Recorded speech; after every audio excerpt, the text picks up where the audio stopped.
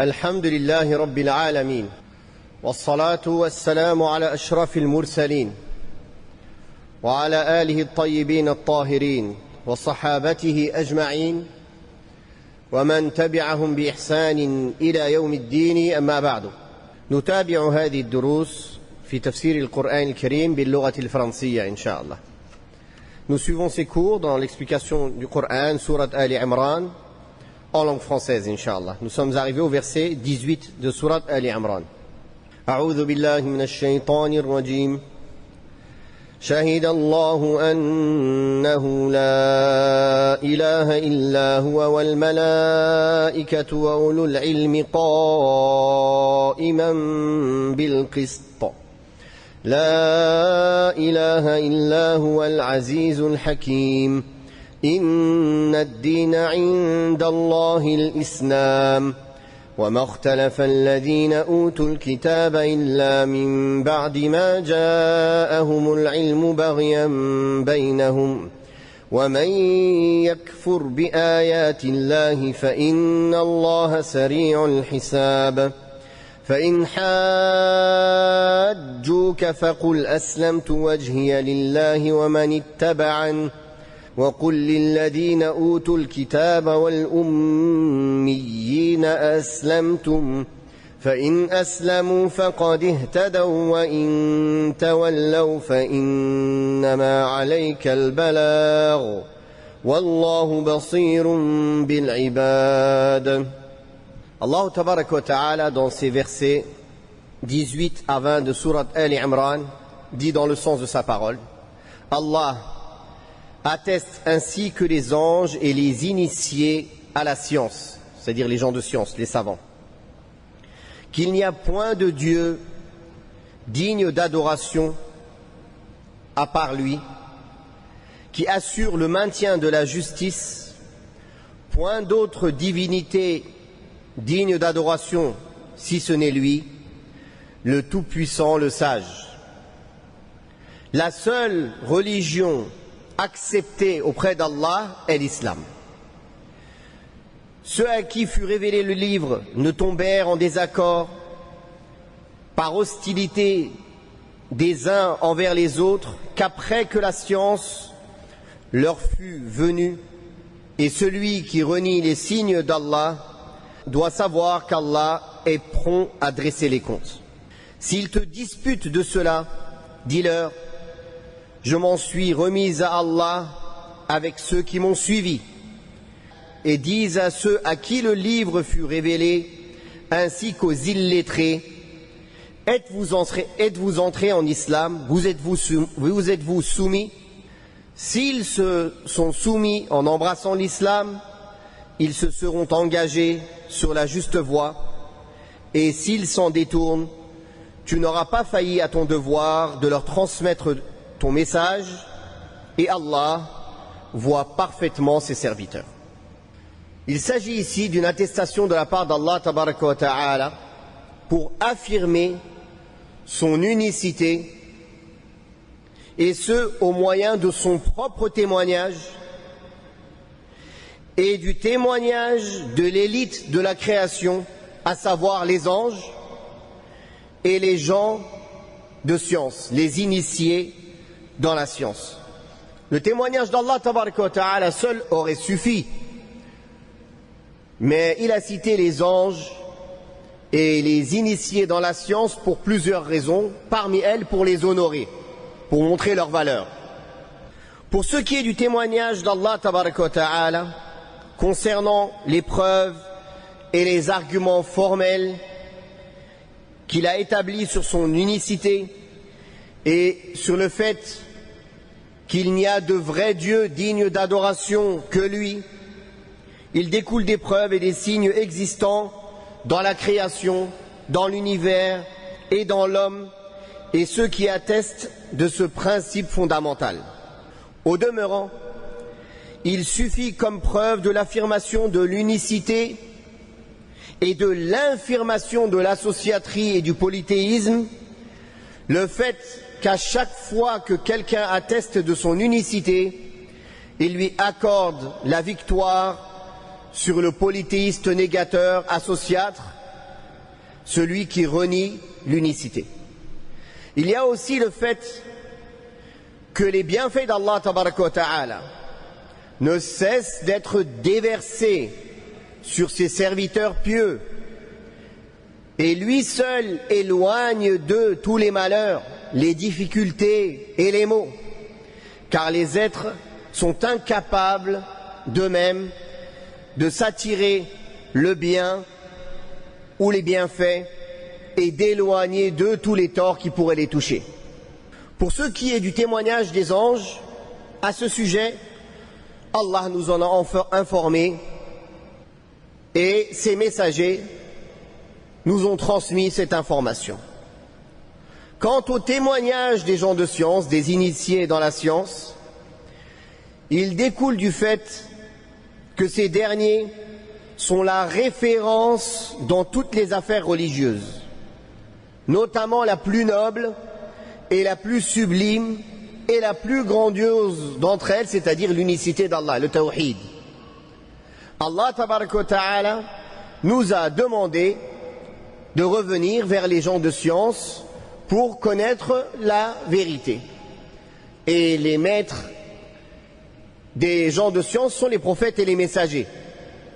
Et les gens de science qui sont venus après ne sont que les héritiers, n'ont fait que hériter de cette science qu'Allah avait révélée aux messagers. Donc c'est une science héritée, l'héritage des prophètes. Et la plus grandiose de ces sciences, c'est la science du tawhid, la science qui établit et qui atteste l'unicité d'Allah subhanahu wa ta'ala, qu'il est le seul, unique Dieu qui a tout créé et qui mérite d'être adoré avec les plus beaux noms et les plus majestueuses qualités et attributs.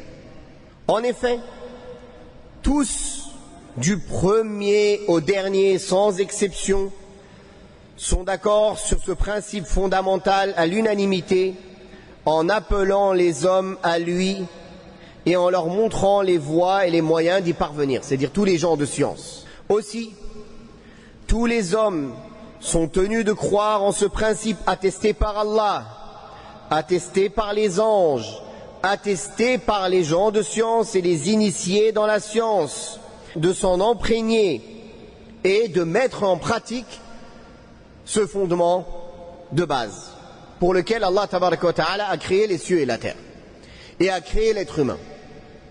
وَمَا خَلَقْتُ الْجِنَّ وَالْإِنسَ إِلَّا لِيَعْبُدُونَ. Allah ta'ala n'a créé les djinns et les hommes que pour lui vouer un culte exclusif, de l'adorer sans lui donner d'associé, le connaître et l'adorer, subhanahu wa ta'ala. Il y a là la preuve que la science de l'unicité, du tawhid, est la science la plus noble, en ce qu'elle a bénéficié du témoignage d'Allah lui-même et du témoignage de l'élite de ses créatures. Or, un témoignage n'est valide et valable que s'il est basé sur une science et une certitude. Il est à l'image de l'observation pour l'œil. Il y a là la preuve que celui qui n'arrive pas à ce degré de connaissance dans la science de l'unicité, il ne peut être considéré comme quelqu'un d'initié dans la science. Car les initiés dans la science témoignent de l'unicité d'Allah. Donc, la science la plus noble que les gens de science doivent maîtriser, c'est la science du tawhid et de la croyance, avant toute autre science.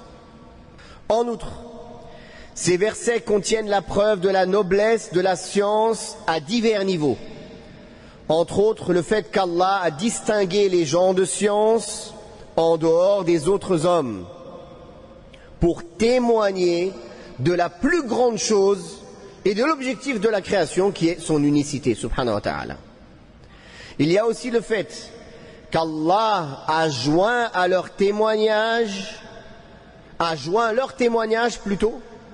Il y a aussi le fait qu'Allah a joint leur témoignage au sien et à celui des anges, ce qui est en soi un très grand honneur.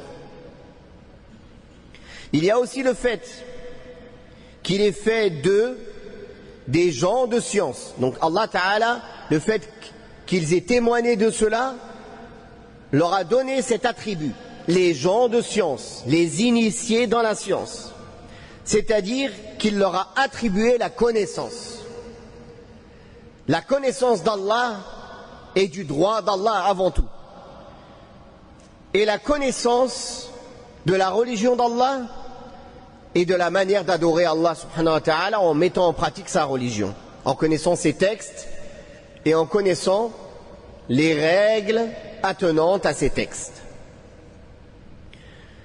Tout ceci puisqu'ils ont bénéficié d'être les héritiers, les bénéficiaires, les représentants de cette science, de cet héritage énorme qui est l'héritage des prophètes. Il y a aussi le fait qu'Allah tabaraka wa ta'ala a fait des gens de science des témoins et des arguments contre les gens en imposant à ces derniers, c'est-à-dire à la masse des gens, d'agir selon les ordres pour lesquels ils sont témoins. Ce qui fait d'eux la cause de cela, c'est-à-dire la cause d'enseigner le tawhid et la cause que les gens adorent Allah et lui vouent un culte exclusif. Donc à chaque fois que quelqu'un applique ces ordres, ils en obtiennent une part de récompense. C'est là une faveur d'Allah tabaraka wa ta'ala qu'il octroie à qui il veut.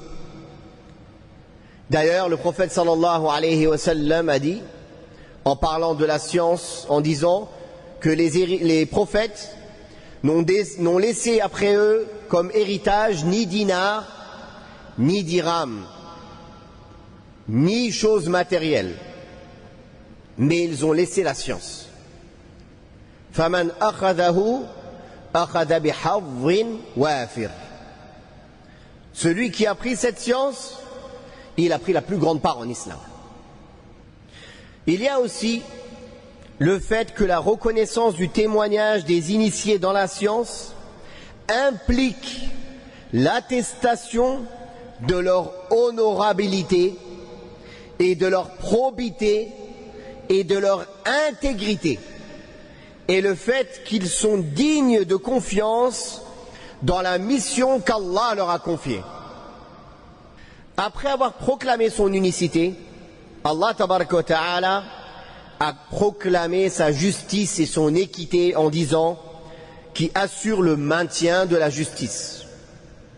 C'est-à-dire qu'il ne cesse d'être caractérisé par la justice et l'équité dans ses actes, dans ses lois, dans ses règles et dans sa disposition de ses serviteurs, subhanahu wa ta'ala. Allah ta'ala est sur une voie droite dans tout ce qu'il ordonne et tout ce qu'il interdit, et dans tout ce qu'il a créé et tout ce qu'il a déterminé. Ensuite, il a proclamé de nouveau son unicité en disant dans le sens « Il n'y a en vérité de divinité digne d'adoration que lui, le puissant, le sage ». Il faut savoir que ce principe de l'unicité d'Allah et de sa distinction par la soumission à lui est attesté par des preuves textuelles et par des preuves rationnelles, au point de devenir plus évident que le soleil pour les gens doués de clairvoyance. Pour ce qui est des preuves textuelles, elles se trouvent dans le Coran et la Sunna du prophète Mohammed sallallahu alayhi wa sallam.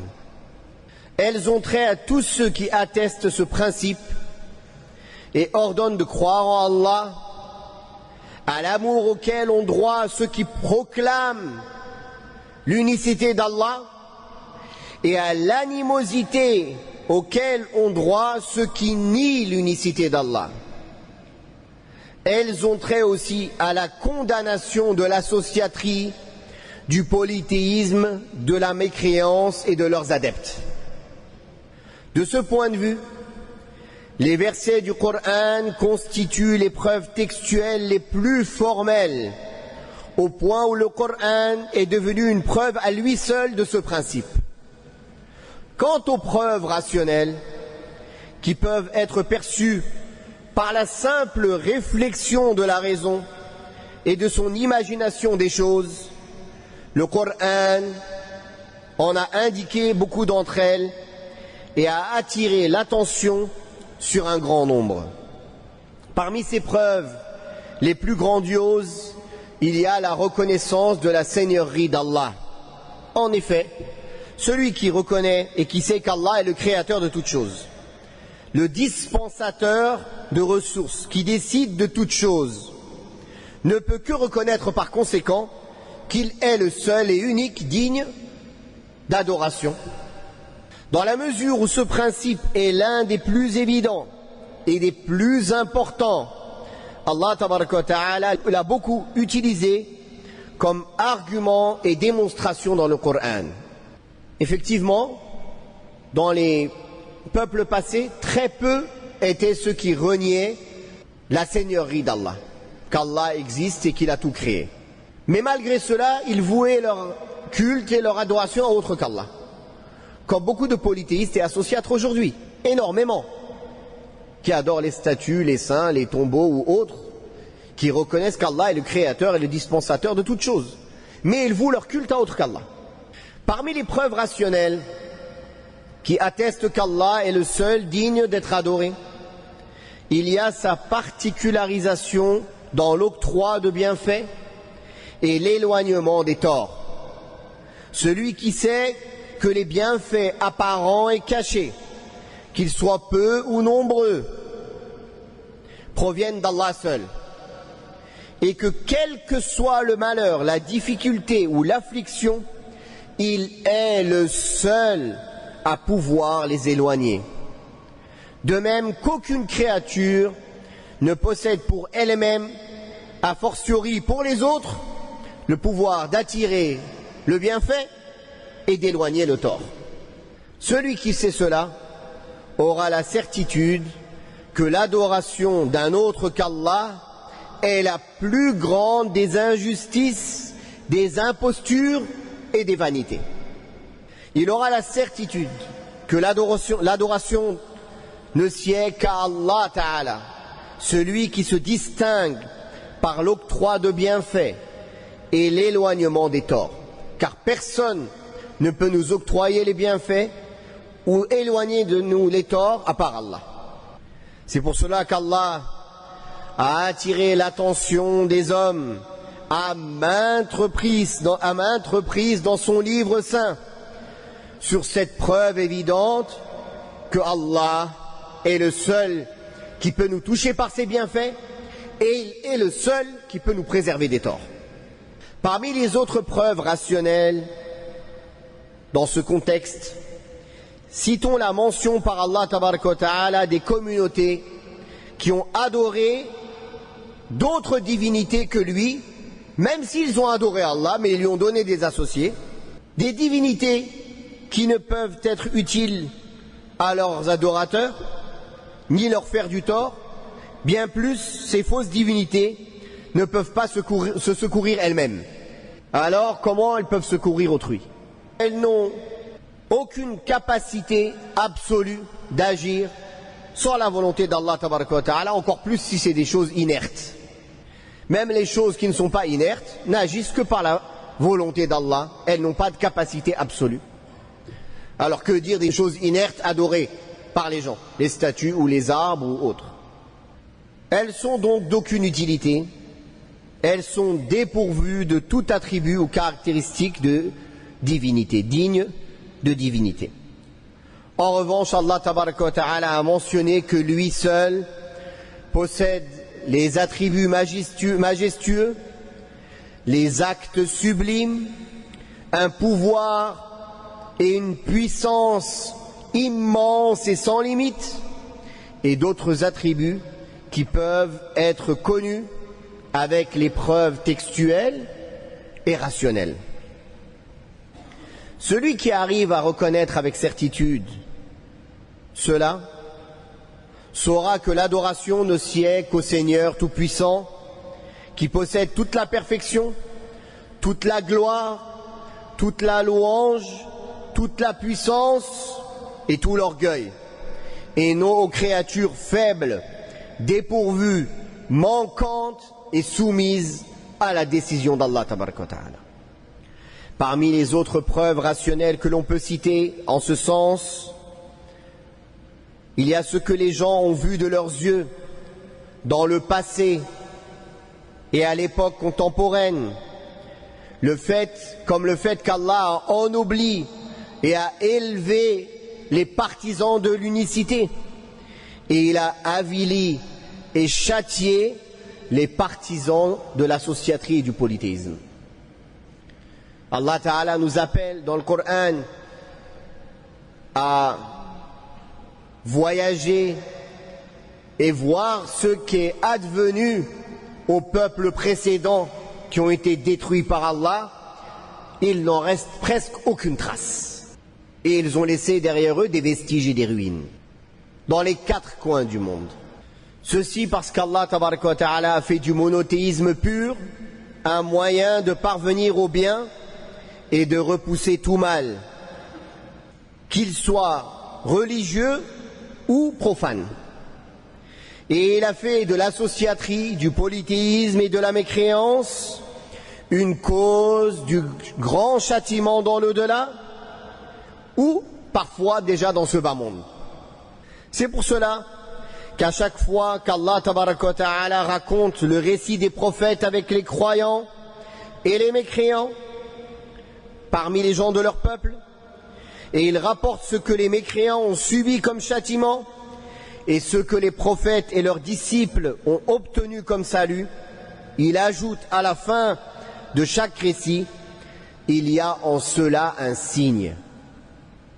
Il y a en cela un signe, c'est-à-dire un enseignement à méditer pour ceux qui réfléchissent, afin de savoir que c'est l'unicité d'Allah tabaraka wa ta'ala qui implique le salut et la réussite, et c'est le rejet de celle-ci qui implique la perte et le châtiment. Il s'agit là d'une des grandes preuves rationnelles et textuelles qui démontrent la justesse de ce grand principe. Au demeurant, Allah tabaraka wa ta'ala les a beaucoup cités et utilisés dans son livre, en les diversifiant et en les détaillant, afin que vive celui qui doit vivre avec évidence et que périsse celui qui doit périr avec évidence. Que la louange, les éloges et les grâces soient rendus à Allah, Seigneur de l'univers. Après qu'Allah Ta'ala ait proclamé qu'il est le véritable Dieu digne d'être adoré, Allah Ta'ala a montré la voie, la religion et la manière dont on doit l'adorer pour être accepté auprès d'Allah. Et il a dit: Inna ad-dina 'inda Allahi al-Islam. La seule et unique religion acceptée auprès d'Allah est l'islam, qui signifie la soumission à Allah à travers la proclamation de son unicité,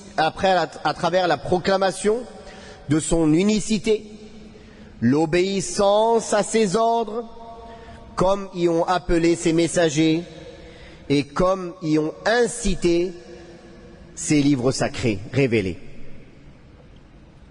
C'est la religion en dehors de laquelle il n'accepte aucune autre religion de quiconque, qui qu'il soit. Elle contient la sincérité envers Allah dans son amour, sa crainte, son espérance, l'espérance en lui, le retour vers lui, son invocation et la conformité au message de son messager en cela. C'est là la religion avec laquelle sont venus tous les messagers, et tous ceux qui les suivent seront dans cette voie-là. Cependant, si les gens du livre ont divergé entre eux, ce n'est que par jalousie, injustice et désir de domination après que leur livre leur ait ordonné d'être unis dans la religion d'Allah et l'unicité. Sinon, il leur est venu la raison fondamentale à même de les amener à suivre la vérité et à rejeter les divergences. Allah tabaraka wa ta'ala a dit dans le sens: et si les gens du livre se sont divisés entre eux, c'est uniquement par pure jalousie, par pure transgression, après que la science leur fut ordonnée. Que celui donc qui renie les signes d'Allah sache qu'Allah est rapide, prompt dans ses comptes.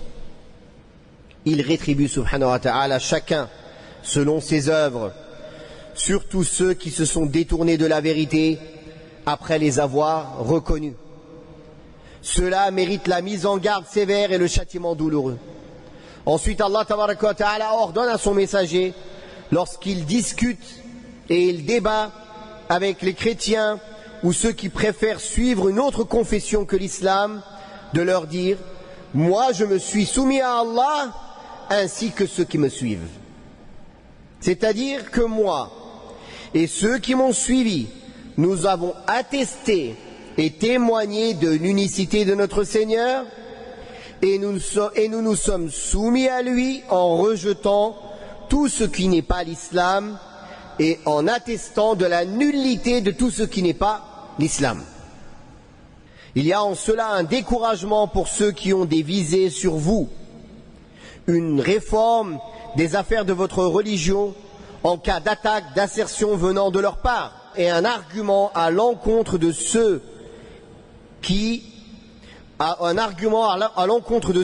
pour qui les choses semblent confuses. En effet, nous avons vu plus haut qu'Allah tabaraka wa ta'ala a pris comme témoin de son unicité les gens de science, les initiés dans la science parmi ses serviteurs, afin qu'ils soient un argument contre eux. C'est-à-dire, s'ils ne suivent pas cette science véridique, ils seront un argument et des témoins contre eux le jour du jugement dernier. Or, le chef, le meilleur et le maître des initiés dans la science et le plus savant d'entre eux n'est autre que notre prophète Muhammad sallallahu alayhi wa sallam.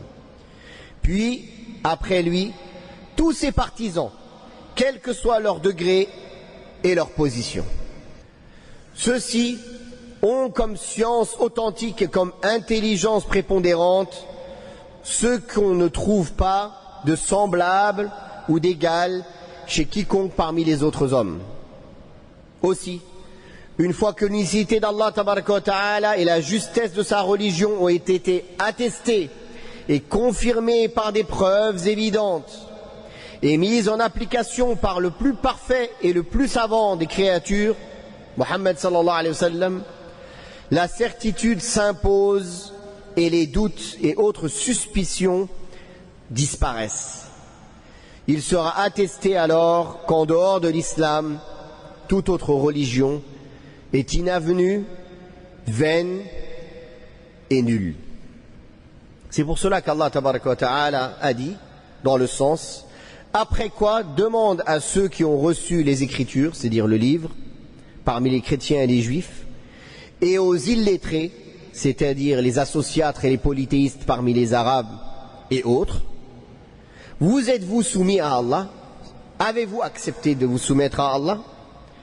S'ils se sont soumis, c'est-à-dire en croyant en ce en quoi vous avez cru, ça veut dire qu'ils sont sur la bonne voie, comme vous l'avez prise, et ils sont devenus vos frères, ayant les mêmes droits et les mêmes devoirs que vous.